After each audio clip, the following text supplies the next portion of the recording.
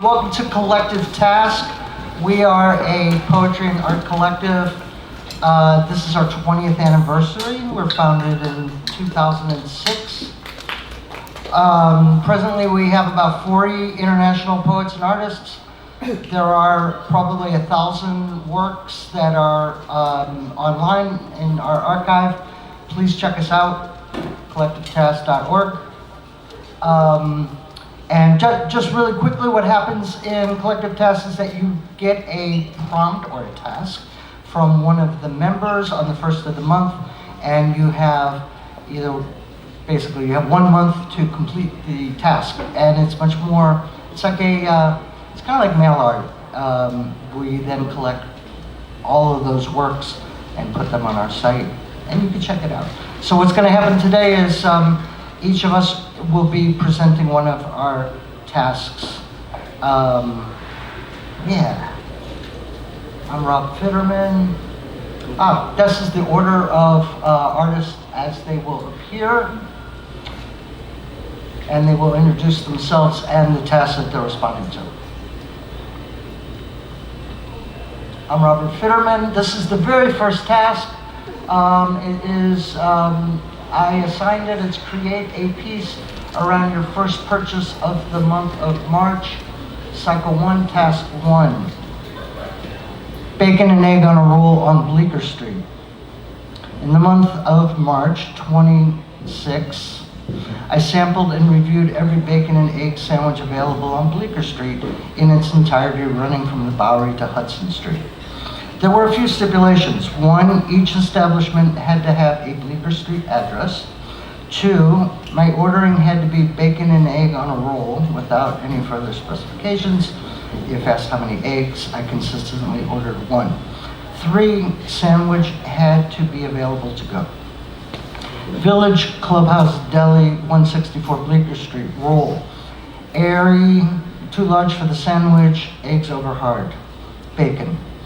Overwhelms the sandwich, pre-cooked and oily.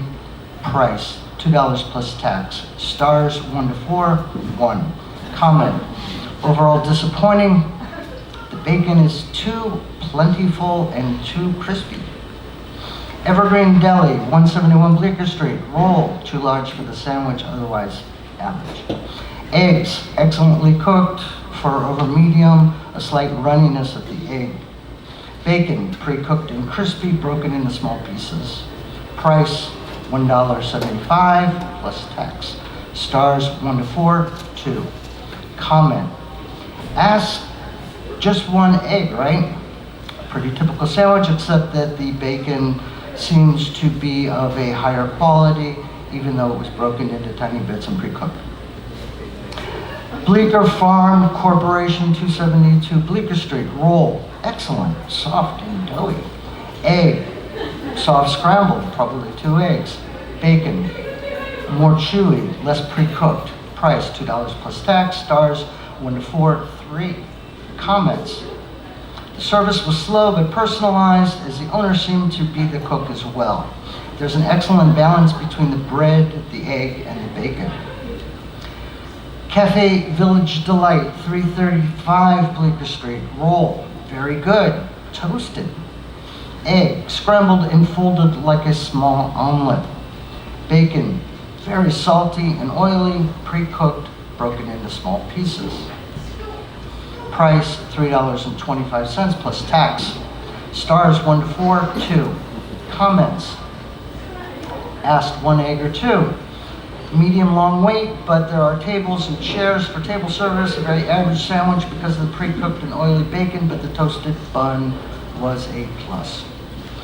Mini Mart Deli, 355 Bleecker Street, roll, more dense, doughy, maybe a little more brown on top than usual.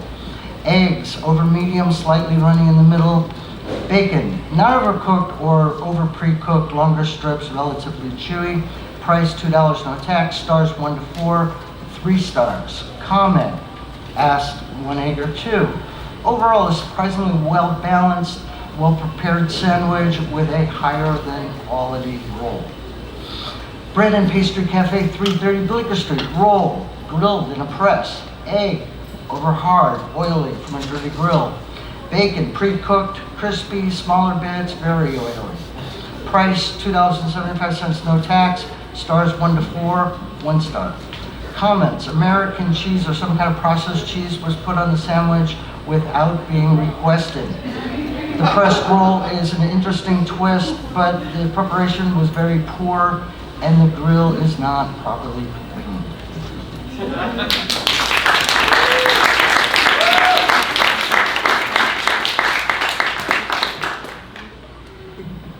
Hello, I'm Christine Kelly. I will be presenting Cycle 4, Task 3, Splitting, assigned by Maria Salgado. This is just going to be a few images with a brief audio track that I made in collaboration with Luke Fishbeck.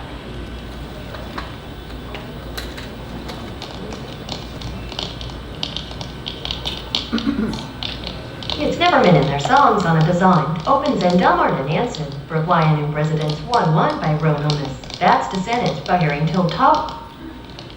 61969, 34-year tickets. BN, the Raymond of Harrington in early and fall for him such. Just the orange or more of homage, repeated it tonight from Evides $2. Zero demons, all Evidiscent. Ortiz Disho, powered by 2012 Manches and Densec.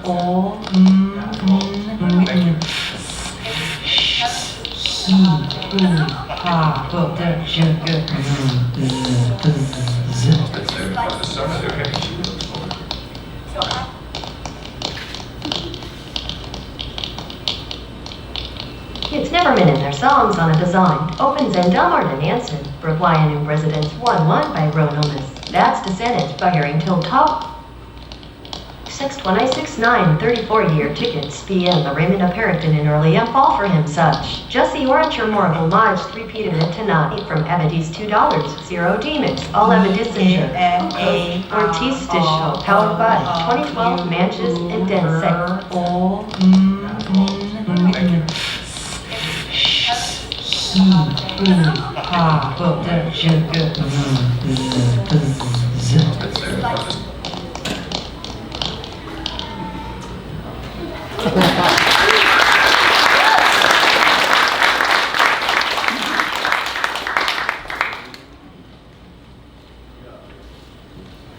Hi, I am Klaus Killisch, and I respond to the task 1 assigned by Robert Fitterman. Create a piece around your first purchase of the month of March. Berlin. On the morning of March 1, 2006, I went to a Turkish bakery and had a cup of coffee.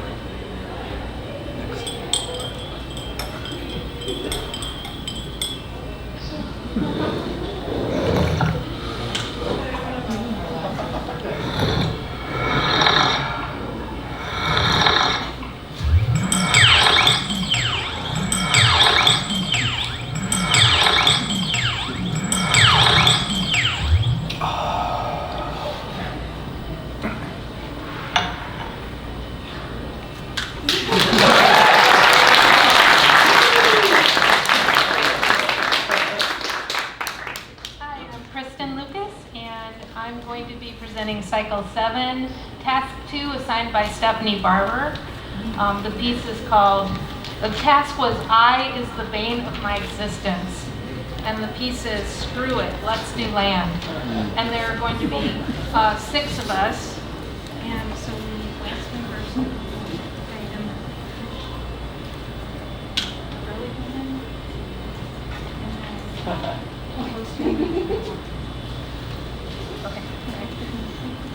Dim light, a ripple of sound like gurgling liquid. 6 figures emerge from shadows into the loose constellation. They do not face each other. Each speaks in the air as if responding to a distant echo.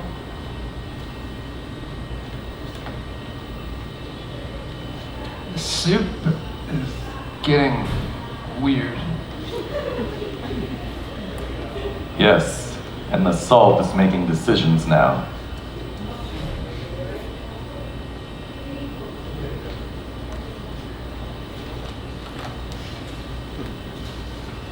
Yes, and I gave the hive a name no one could pronounce.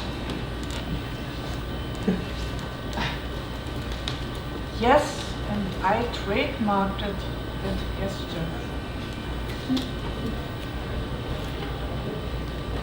Yes, and I outsourced it to my reflection.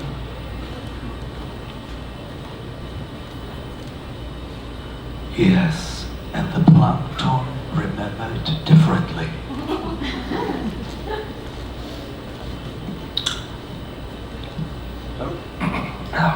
The water feels off.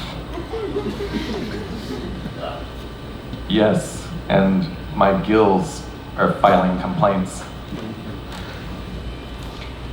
Yes, and I mistook driftwood for destiny. Yes, and I put a fence around the waves.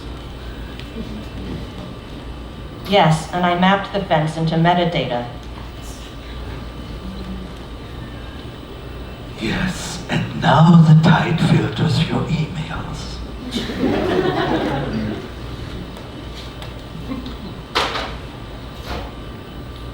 The wolves seem bored. Yes, and their eyes keep asking questions. Yes, and I mistook driftwood for destiny. Yes, and now they have a loyalty program. Yes, and it's embedded in my teeth. Yes, and the moss declined to comment.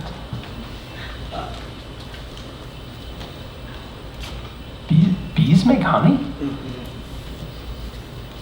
Yes, and I still don't understand land sugar. Yes, and I gave the hive a name no one could pronounce. Yes, and charged them rent with compound interest. Yes, and installed sensors in the hives. Yes, and the soil keeps composting our drafts.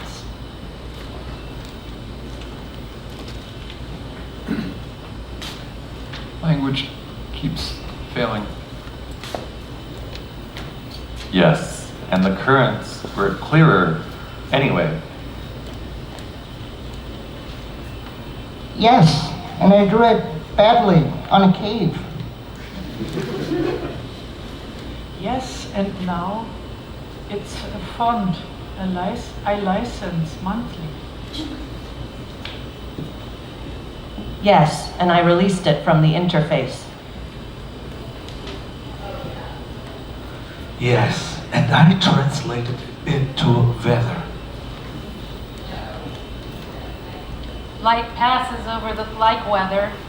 Sounds of a storm pass through. One by one, they dissolve into shadow. Yes. Blackout.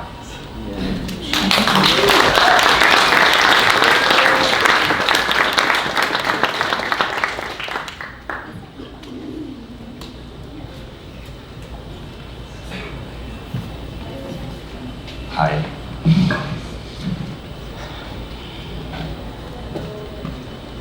Okay, next.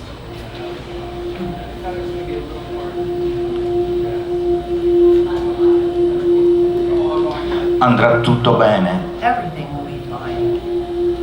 Ci sono io. I'm here for you. Stai sereno. Don't worry. Ti amo. I love you. Non c'è nulla di cui preoccuparsi. There's nothing to worry about. Non sei tu, sono io. It's not you, it's me. Prendiamoci una pausa di riflessione. Let's take a break and think things over. Ti fidi di me? Do you trust me? Non ricordo. I don't remember. Mi fa male la testa, la pancia, la spalla. My head/stomach/shoulder hurts. Non è come sembra. It's not what it looks like. Stai esagerando. You're overreacting. Avevo tolto la suoneria. I turned off my ringer. Siamo solo amici. We're just friends. Preferirei non parlarne. I'd rather not talk about it. Non sei abbastanza... You're not enough. Non mi fai parlare. You won't let me speak. Non fai abbastanza. You're not doing enough. Quando parlo mi attacchi sempre. You always attack me when I speak. È una lunga storia, non adesso. It's a long story, not now. Non dai You're abbastanza. not giving enough. È colpa tua. It's your fault. Thank you.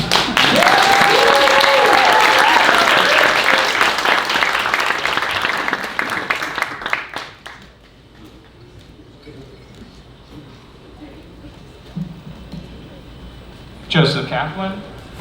I'm reading the response for the task Deathbed Confession, Cycle 2, Task 6, signed by the great Andy Sterling. He ought to be killed. It's a wonder someone has not done it already. If I had an opportunity, I would do it myself. He's a wooden-headed son of a bitch. I wish he was in hell. And if I had the power, I would put him there. Then I'd point a gun at his head. It's a takeoff on the 1969 Pulitzer Prize winning photo by Eddie Adams that showed Vietnamese General Nguyen Ngoc Loan executing a Viet Cong prisoner at point blank range. Then I take a photo of him out of a magazine and tack the picture to a wall with a red thumbtack through his head. Then I make a thumbs down sign with my own hand next to his picture and take a photo of that and paste it on a poster. Then I post some messages to Yahoo Finance criticizing the Iraq War and stating, call for his assassination. But I never explicitly threaten anyone. Also, I do my best to disguise where the messages are coming from. Then I make some polls on Facebook asking whether he should be assassinated. I make groups such as Let's Kill Him with Shoes, which has 484 members as of September. I do similar things on MySpace.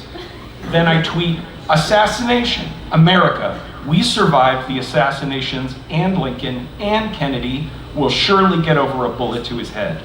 And the next American with a clear shot should drop him like a bad habit. I marked the former tweet hashtag TLOT, a reference to top libertarians on Twitter. Then I post a poem entitled The Sniper about his assassination on a white supremacist website. Then I post to Craigslist. People, the time has come for revolution. It is time for him to die. I am dedicating my life to his death and to the death of every employee of the federal government. As I promised in a previous post, if the healthcare reform bill passed, I would become a terrorist.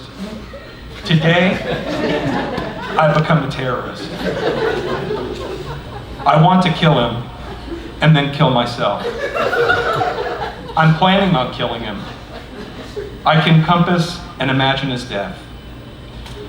I hope this helps stimulate opposition to his national policies, however wise, even in the most critical of times, to incite the hostile and evil-minded to take his life, to add to the expense of his safeguarding, to be an affront to all loyal and right-thinking persons, to inflame their minds, to prove resentment, disorder, and violence, and to disrupt his activities and movement. I hope this is understood to be treason and a crime against the people as the sovereign power. I want to increase the possibility of actual assault. I may not be myself very dangerous, but I am liable to put devilment in the mind of some poor fellow who does try to harm him. Thankfully, I'm not in jail, so I can follow through on my plans to kill him. But if I were in prison, I would direct people on the outside to kill him. I'd use such directions to manipulate the system.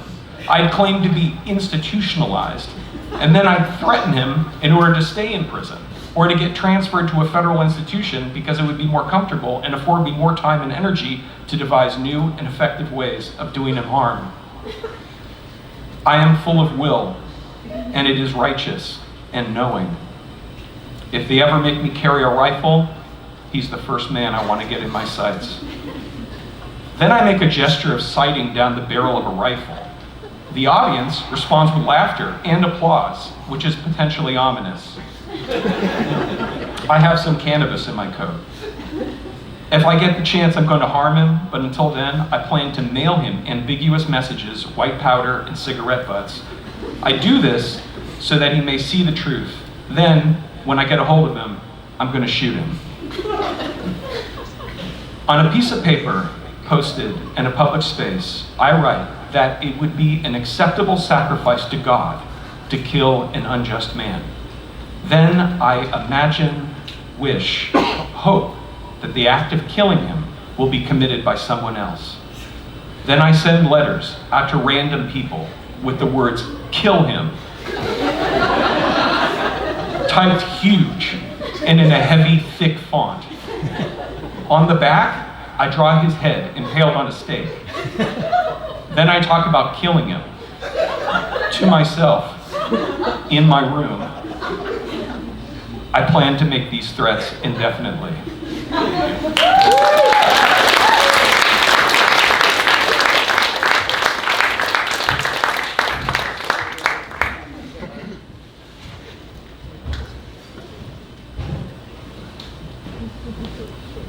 Yeah, okay. Cycle 6, Task 5, assigned by Kim Rosenfield.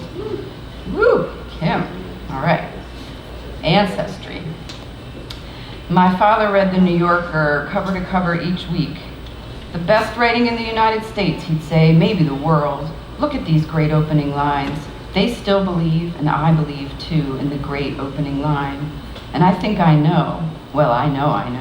I know a little something about this. I was an editor myself once in the Army. That's why I'm telling people I work in communications. Technically it's true, because the mailroom is where communications, makes air quotes, come from. We're a division of communications. I don't say I work in the mailroom. It's unbecoming. It's not who I am. People will think less of me, or I think they'll ask, what is that guy? A smart guy. Some would say a really smart guy. Why is he in the mailroom? He must be a real fuck up to be that smart and not be an executive of some sort. But I'm not a fuck up. So far as anyone needs to know, I'm a communications guy, a guy who works in communications. You can hint at it being an executive position without exactly saying so. You can talk about track changes, things executives do. A lot can be implied. So we're saying I work in communications with no mention of the mailroom. And really, you don't have to say anything. I'll just refer to it casually. Yeah, communications, blah, blah. And everyone will respond, oh yeah, work, the pressure, etc. And then we'll move on to something interesting like sports. No one will know the difference because I'm the kind of guy who works in communications. No one will think twice about it. And I'm not the kind of guy who works in the mailroom. As long as I never say it, no one will ever think it. You don't have to say anything though, really. I just want you to know in case you have to go along with it. I don't want to pay someone to fix a hole in the ceiling because it's cosmetic. It doesn't matter. When water pours out of it, just get out of the way. Put a bucket down there. You can water the backyard with it. Some guy's gonna come here and want to charge me $5,000 just to fix the pipes. It's just water. And sure, the hole is maybe unsightly. And people get wrapped up in stuff like that. It's just a hole in a leak. It's a little inconvenient for your mother because she practically lives in the kitchen. But I keep telling her she doesn't have to do that. So it's a choice. And I'm not willing to spend $5,000 for her choice. I mean, we can't. We don't have $5,000. Even with your mother's second job, we barely make ends meet. So the hole, for now, it stays. Speaking of your mother, Eileen, when's dinner?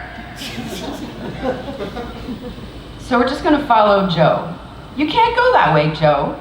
He has to turn around. Well, I have to follow him anyway, because I don't know my way around here. No, he has to, no, oh, he's getting behind me now. No, he's pulling around in front now. I guess I'll follow him. Oh, because he did such a good job the first time. Ha, what are you doing, Joe? I think he's lost. Yeah, we're lost. Well, it won't be the first time we've been lost. We get lost all the time.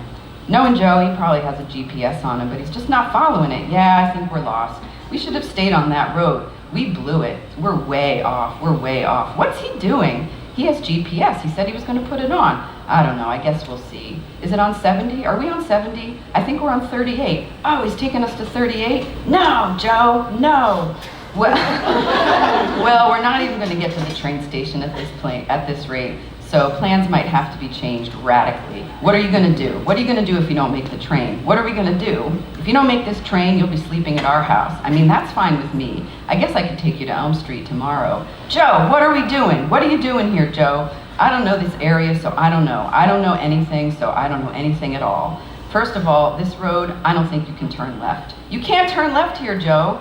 Well, I guess you can. He just did it. If you have to, but I don't know. I don't know where he's taking us. Give me a sign, Joe. Whoa, he's taking us on a crazy ride. Here he comes. What's he gonna tell us? Roll down the window. We are 100% Irish. Now, I know you know, because I told you, that there's a smidgen of Welsh in there, but we don't have to tell anybody that. We don't want anyone to know. The Welsh are, how shall I say, a little crazy. Like the way they say gin drinkers are crazy. There's something a little off. And even though there may be something a little off, we don't want to call attention to it. Plus, your bloodline, it's basically pure, close enough. There's not enough Welsh in there to make too much difference, unless you got the crazy part. But you probably didn't. I don't think you did. So let's just say for argument's sake that you didn't, right? Okay, so you say you're 100% Irish, and you won't seem crazy to anyone. It's all the same then, right? So just say, I'm 100% Irish. People will respect that. You're a thoroughbred.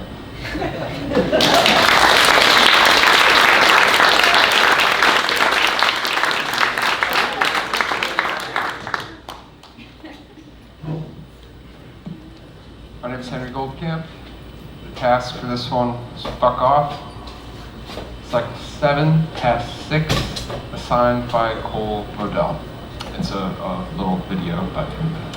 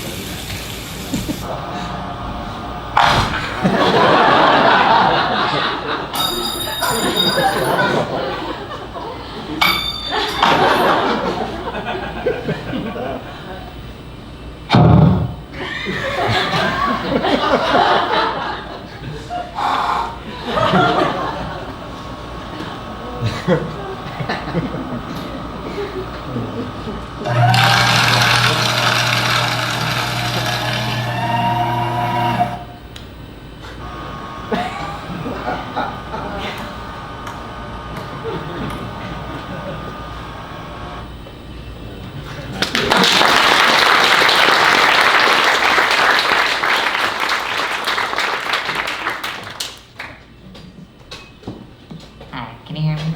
Okay. I'm Ethan. I'm responding to the task Open Cycle 7, Task 4, made by myself. I'm reading an excerpt from an essay called The Aesthetics of Handling. Etymologically, precarity derives from the Sanskrit prasna, meaning to ask.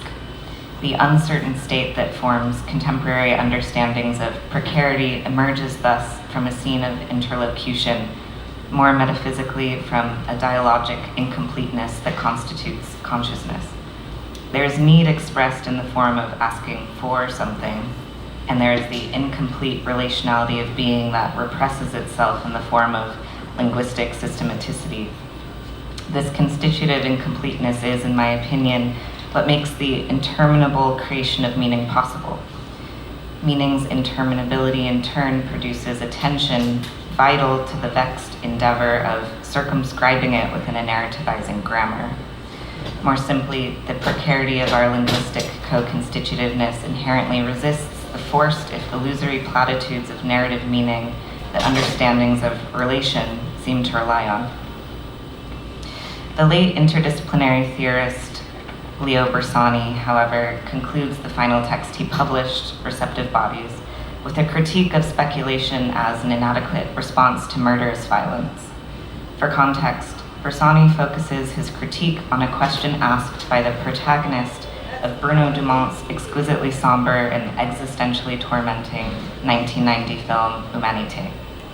In one of his relatively few moments of speech, the protagonist, police detective Ferrand de Winter, responds to seeing a murder victim's brutalized body with the bravely inane yet seemingly subdued question, how can anyone do that?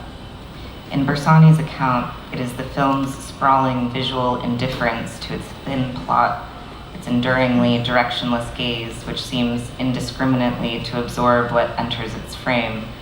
In other words, its extra-linguistic speculation on the enigma of human violence that offers what the protagonist's question cannot, namely, a phenomenological analysis of a sensorial orientation to relentlessly violent worlds that, quote, not only resists all attempts to understand it, but strictly speaking, confronts it as a world that cannot even be looked at. To return to the idea of an interrogative openness, then, Bersani formulates an alternative posture in which we would receive the inexplicable with an unqualified sensorial openness that seeks not to understand but to relate to it by other bodily means. While Bersani asserts that the inherent inquisitiveness of linguistic form would overdetermine such an effort from the start, I argue that poesis allows us to both courageously ask how brutality is possible and phenomenologically analyze the rhythmic linguistic openings which allow us to resist our pre-existing and inadequate ways of posing such causal inquiries or trying to answer them. More directly, I am suggesting that precarity constitutes a form of unqualified sensorial vulnerability to an answerless brutality that requires a phenomenological orientation of radical openness, an openness through which to counterintuitively and savingly relate to merciless violence, and by relating, resist.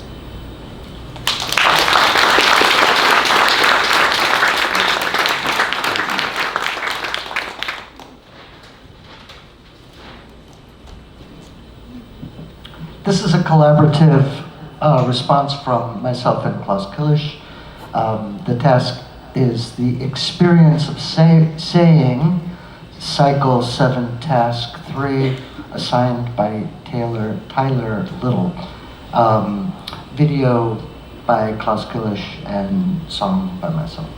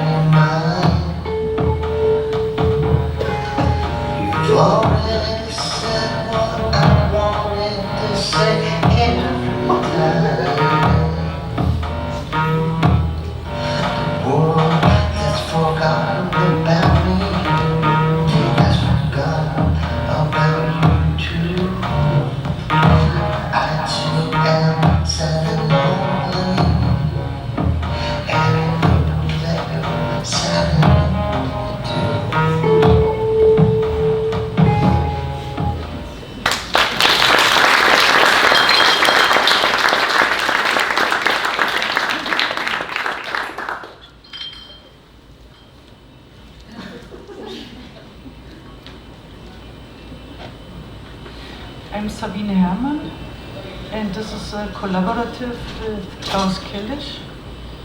And yeah, next slide, please. Kim Rosenfield sagt, send me $50. Ich sage, I will make a $100 bill and send it to Kim Rosenfield. Next. 50-50, as we say in Berlin. If we want to share exactly half. One half for me and one half for Klaus. Next, please. I am drawing a $100 bill. And the lonely feeling of the two figures in front of the Independent Hall. Who trusts whom? Next, please. In Berlin, a real $100 bill isn't worth anything.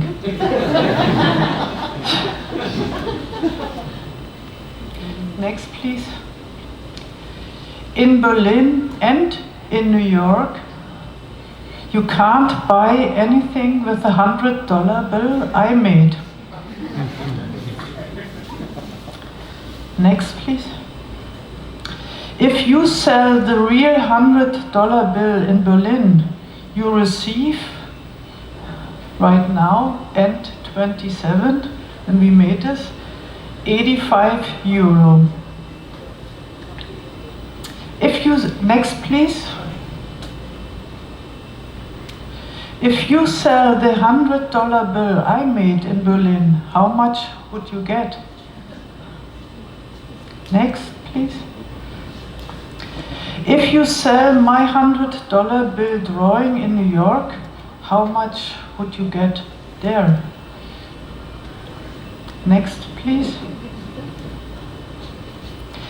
Wie viel wert ist die $100 für Kim Rosenfield?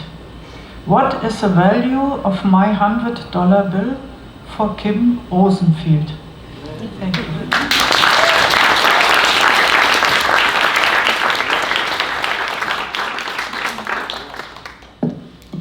Hi, I'm Joseph Mosconi. My task is Too Much Freedom Limits, Cycle 7, assigned by Roberto Ballo. And Sophie's gonna help me. Hopefully this works. So I have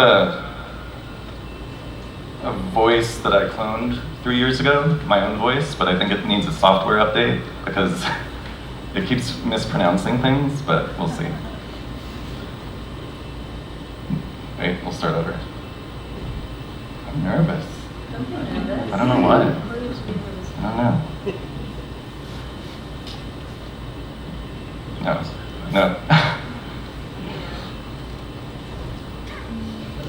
Hi, everyone. Hey. Okay, we have to hold it right here, though.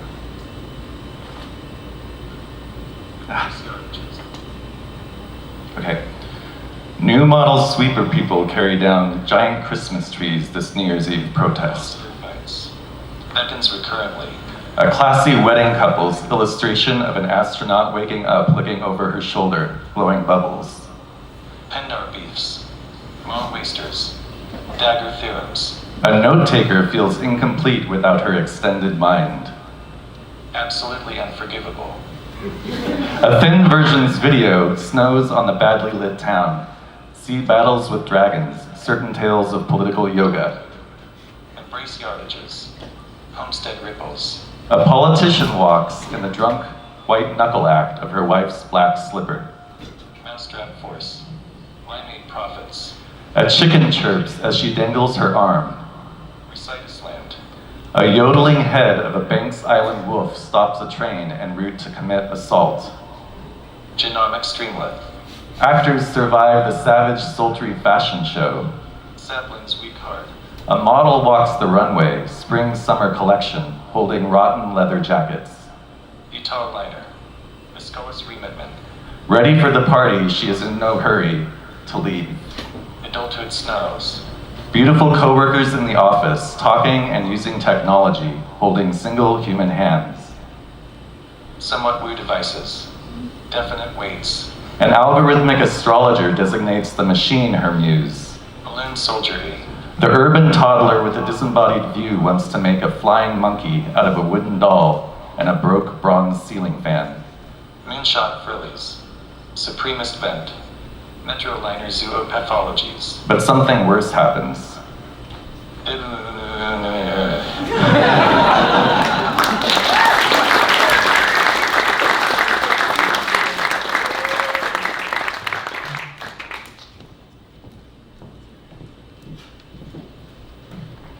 Hi, I'm Claire DeVogue. I'm doing open cycle 7, task 4, assigned by Ethan Fortuna. The crabs call them hands without bodies. Old mother, Saxon for grandmother.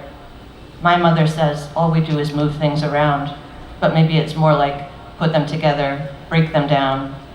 These zebra mussels, a paved road into sea, open, I think, underwater at high tide, to drink, yes, act as a bellows.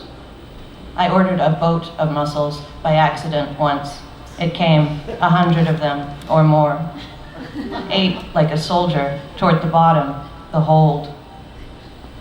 In her last weeks, my friend's grandmother put bananas out on a plate, peeled and cut in half for them who had been visiting, for whom she had been leaving the door open. Oh, that's for them, she'd say when questioned. The bare banana, a very vulnerable thing on the table, so soft the hand could grind it easily to pulp. Shape for bananas governs representation. My grandfather, playing Pictionary, would start with the shoelace on the ice skate and proceed by expressing elements, piece upon piece, each eye, the toe, the tongue, yet reserving the skate for last. This was not a winning strategy, postponing the decisive event in favor of the precise, suspending the object in partial features, rejecting the form, its realization. Shoo, shoo, we'd yell, the real order obscured, subsumed before the pencil, gliding swan-like towards its careful, decadent flourish. This perverse approach to Pictionary left my grandfather vulnerable to fits of rage when the sand in the timer ran out. Ice skate, jabbing the pencil violently on the final touch, under the sole, where the mouth, the door, the sand, so uncompromising.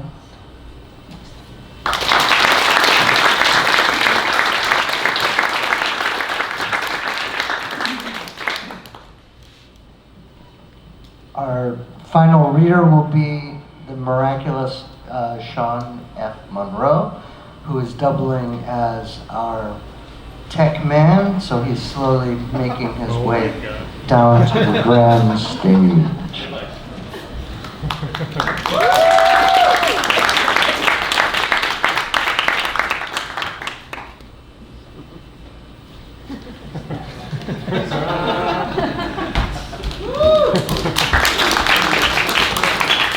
This just in. Deal report. Publishers Marketplace. Cycle 8, Task 2 by Christine Kelly. Cheat Code by Bob Hipcop. Imprint, Copper Cum Young Press. Lauded by the National Endowment for the Arts, the Academy of American Poets, and the Department of Energy, Hipcop's Cheat Code traverses the hyper-personal terrain of inheritance, the body, and a grandmother.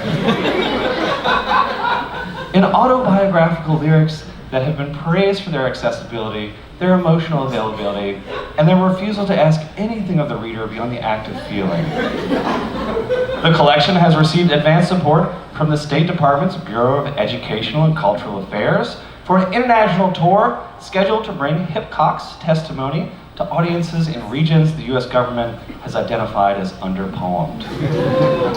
The collection is expected to receive the following awards in the order they were arranged: the National Book Award, a Guggenheim, and a prize named after a modernist who would have fucking hated it. Poetry, state approved. Thank you all very much.